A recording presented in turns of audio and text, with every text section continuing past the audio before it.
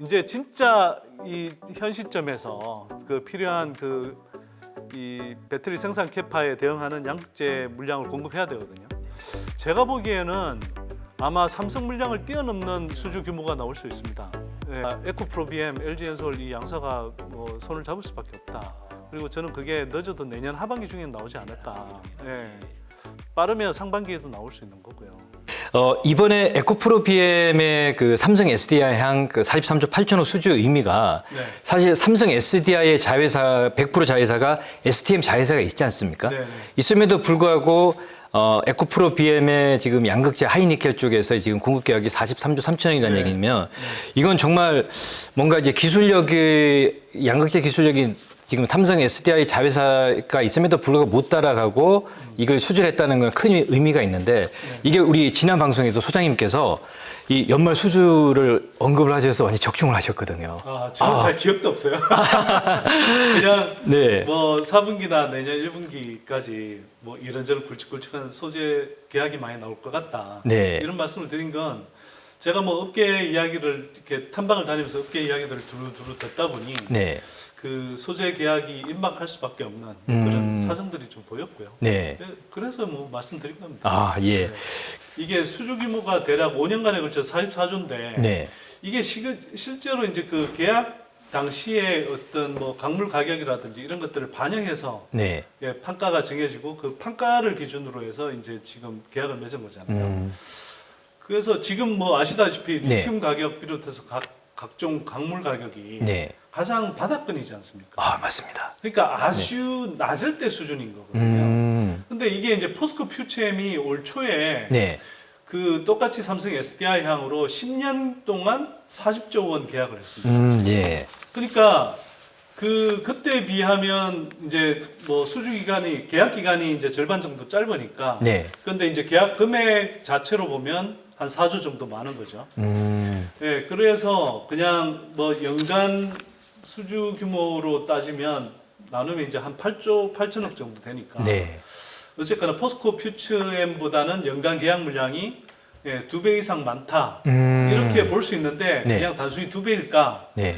그 포스코 퓨처엠이 연초에 계약할 때는 리튬 가격이 지금보다 훨씬 높았을 때거든요. 아, 그렇죠. 네, 맞습니다. 네. 그럴 때에 비하면 최소 제가 볼 때 지금 그 만약 네. 그 포스코 퓨처 그러니까 지금 포스코 퓨처엠이죠. 네. 포스코 퓨처엠이 계약할 당시에 강물 가격을 반영한 계약 금액을 정했다고 하면 네. 이번이 44조가 아니라 제가 볼 때는 뭐 최소 50조는 넘을 50조. 거고요. 아, 예. 60조에 육박하는 금액이었을 수도 있겠다. 광물 가격- 10조까지는 안 되나? 한 55조? 네. 네. 이 정도까지 됐을 수도 있을 겁니다. 그러니까 이번 그 계약 규모가 네. 사실 굉장히 큰 거고요. 그리고 이게 그렇다고 44조가 고정되어 있는 것이 아니라 네. 실제로 나중에 강물 가격이 올라가고 그래서 양극재 판가가 올라가면 네. 그걸 반영하게 돼 있는 구조입니다. 그래서 이게 실제로는 지금 44조가 뭐 많은 분들 아시다시피 강물 가격이 거의 뭐 바닥권이잖아요. 네, 맞습니다. 네. 그리고 이거보다는 올라갈 가능성이 높기 때문에 실제로 그 에코프로 BM이 향후에 일어날 수 있는 매출 규모는 연간 8.8조가 아니라 제가 볼 때는 최소 10조 이상으로 갈 수도 있는 그런 계약 규모다. 예. 이걸 먼저 좀 인식하실 필요가 있고요. 네. 그 다음에 이게 삼성의 요번에 이제 그 뭐 국내 물량 일부랑 네. 그 다음에 그 유럽의 현대차 현대차. 예. 대형 물량 네. 얼마 전에 이제 그 삼성 SDI하고 현대차하고 이제 그 공급 계약 맺지 않았습니까? 예, 맞습니다. 네. 그래서 거기에 이어서 나온 물량이거든요. 제가 뭐 전에도 말씀드렸지만 전기차 업체들하고 이제 그 배터리 업체들하고 계약을 맺으면 거기에 이제 소재를 공급해야 되기 때문에 네. 당연히 그 소재 공급 계약도 잇따라 나온다라고 말씀을 드렸고 그게 사실 나온 겁니다. 네.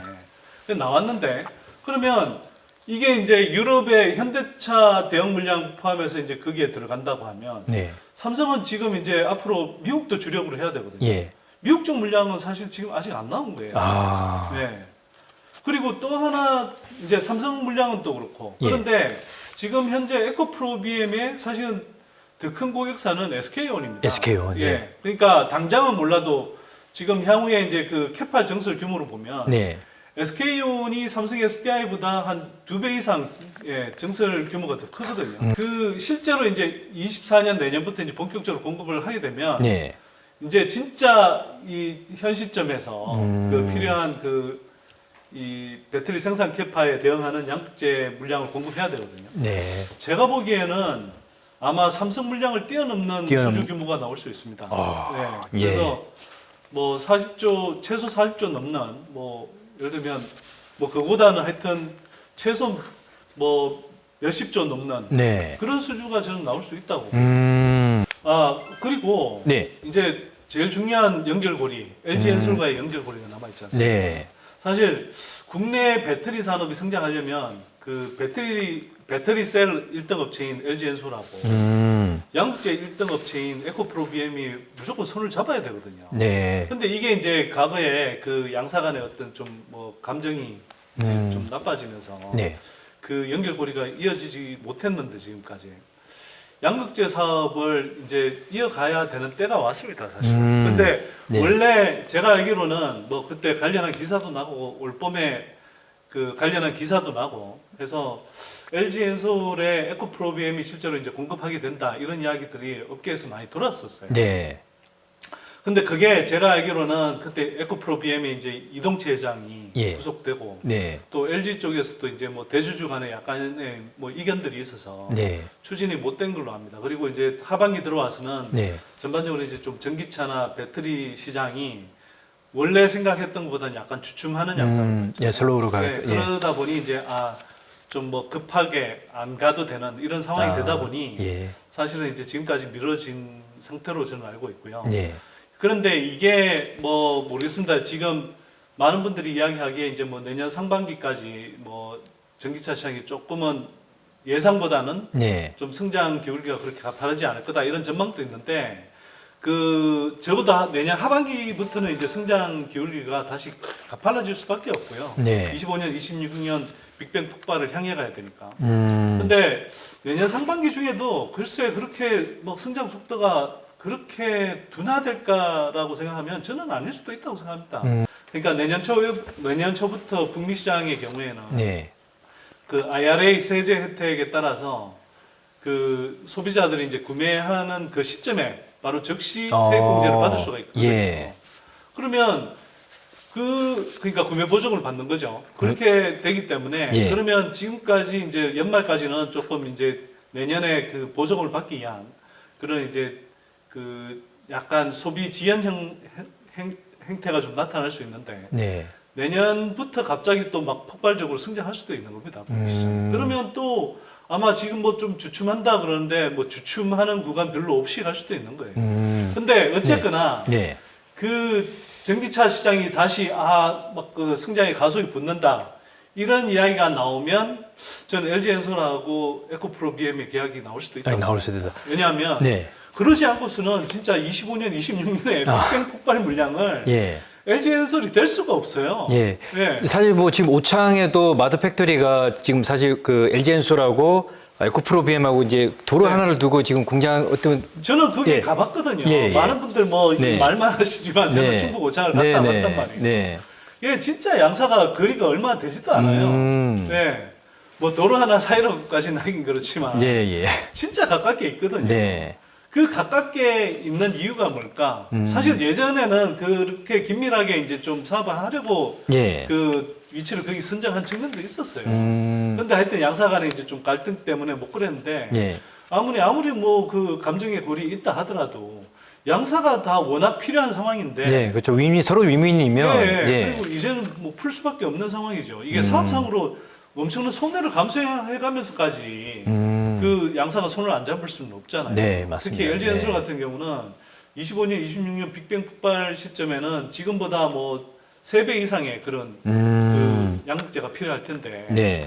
그 양극재를 지금 기존에 네. 아직 캐파가 충분하지 않은 뭐 LNF라든지 예. 또는 포스코 퓨체엠 같은 경우도 아직은 하이니켈 기술과 관련해서는 상대적으로 좀 뭐 에코프로비엠 이런 회사들의 좀 이게 상대적으로 좀 뒤처진다는 이야기가 있거든요. 아. 그래서 예. 그러면 양사가 어쨌거나 에코프로비엠, LG엔솔 이 양사가 뭐 손을 잡을 수밖에 없다. 아. 그리고 저는 그게 늦어도 내년 하반기 중에 나오지 내년 않을까. 하반기 중에는 네. 예.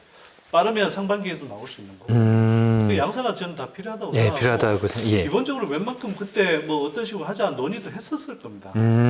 에코프로 BM 이 실적 전망하고 이제 밸류에이션을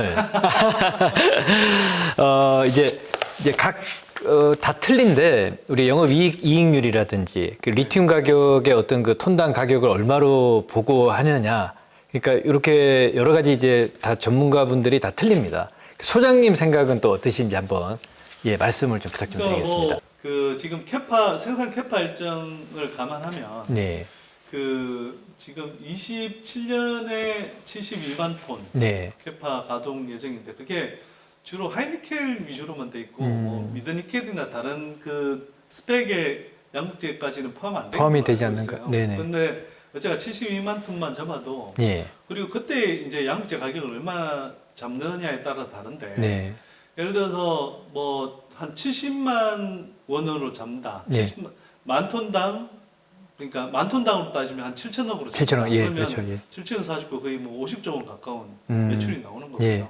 그게 아니라 뭐 한 5천억만 잡는다. 예, 그럼 7호 35조밖에 안 되는 예, 거죠. 예. 그러나 뭐 그때 27년 이 정도 무렵 가면 막 그 소재가 너무 필요할 때라. 완전 폭발적으로 저는 사실은 예, 7천만 원에 가까울 거라고 생각합니다. 음, 7천만 원이 7천억, 7천억에. 예, 네, 만톤, 그러면 예, 실제로는 뭐 거의 50조 정도 가까운 매출이 나올 거고. 음, 그 다음에 이제 그때는 좀 이제 에코프로 자체에 예. 뭐 수직 통합이 상당 부분 구축이 돼서 예, 아마 마진율이 상당히 좀 올라갈 가능성이 좀 높다고 생각되고요.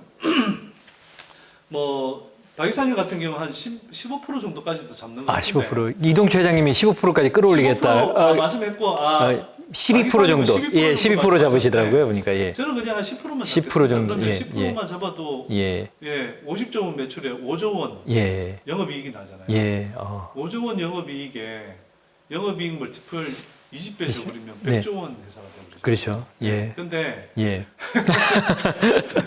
그건 또 너무 가하다고 할 수 있으니 아니, 그냥 좀 예, 애누리해서 예, 아니 저는 가하다고 생각하지 않지만 네. 저는 오히려 모르시는 입장에서는 저는 좀 또 보수적으로 말씀드리는 네, 예. 편이어서 예, 그냥 좀 애누리해서 뭐 한 70조 원 정도 70 정도, 예. 네. 그래도 뭐 지금보다 한 2배 반 이상, 그렇죠. 2배 반 정도는 오를 거고. 그러니까 만약 이- 진짜 100조 원 간다 그러면 예. 3배 이상 몇 건이 오르겠죠. 음, 또 1등 업체에 프리미엄이 붙을 수도 있기 때문에 예. 더 갈 수도 있는 거고요. 그죠?